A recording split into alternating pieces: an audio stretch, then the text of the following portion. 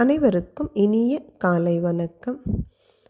மகாகவி பாரதியின் தேசிய தலைவர்கள் வரிசையில் குரு கோவிந்தர் பார்த்து கொண்டிருக்கிறோம். இன்றைய கவிதை பகுதி, அருகினில் ஓடிய ஆற்றினின்று ஐயன் இருப்பு சிறு கலத்து இந்நீர் கொணர்ந்து வாழ்முனை கொண்டு மற்று அதை கலக்கி மந்திரம் ஓதினன் மனத்தினை அடக்கி சித்தமே முழுதும் சிவத்திடையாக்கிச் சபமுரைத்திட்டான் செய்யப்பெரும் திரு அக்கொலுமுனர் வந்து குதித்து நின்றிட்டாள்.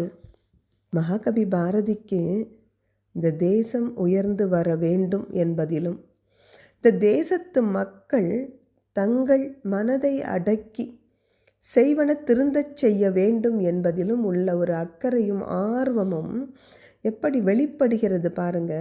ஏற்கனவே சொன்னார், இந்த குரு கோவிந்தர் ஒரு தெய்வக்கோலு அமைத்தார்.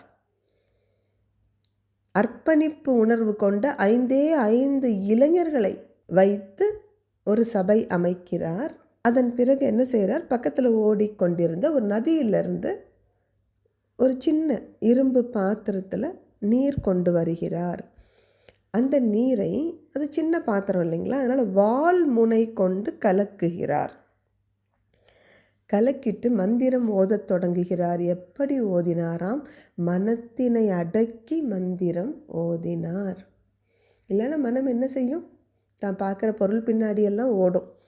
அப்படி அல்லாமல் அந்த மனதினை குவித்து மந்திரம் ஓதினார். அது மட்டுமல்ல, தன் சிந்தை முழுவதையும் இறை உணர்வோடு இணைத்து கொண்டு ஜபம் சொல்லத் தொடங்கினார். கொஞ்சம் யோசித்து பாருங்கள். உங்கள் மனம் முழுவதும் ஒன்றி நீங்கள் ஒரு செயலை செய்யும் பொழுது அந்த செயலில் நீங்கள் வெற்றி அடைவதை தவிர வேறு என்ன நடக்கும்? இப்படி அவர் மனத்தை அடக்கி மந்திரம் சொல்லி தன்னுடைய சிந்தையை அடக்கி சிவத்தோடு இணைத்து ஜபம் உரைக்கும் பொழுது ஜெயப்பெரும் திரு வெற்றி திருமகள் அங்கே முழுவதுமாக தன் ஆட்சியை தொடங்கினாள். நம் குழந்தைகளுக்கு நாம் சொல்லிக் கொடுக்க வேண்டிய விஷயம் இதுதான். அவர்கள் எதை செய்தாலும் தங்கள் மனம் முழுவதும் ஒன்றி செய்யத் தொடங்கும் பொழுது அந்த செயலில் அவர்கள் வெற்றி பெறுவதை இந்த உலகின் எந்த சக்தியாலும் தடுத்து நிறுத்த முடியாது. அப்படிப்பட்ட மன ஓர்மையை கொடுக்க வல்லது அகத்தவம். குழந்தைகளுக்கு சரியான வயதில் அகத்தவ பயிற்சியை கொடுப்போம். அவர்கள் வாழ்வில் வெற்றி பெற துணை நிற்போம். அனைவருக்கும் நன்றி.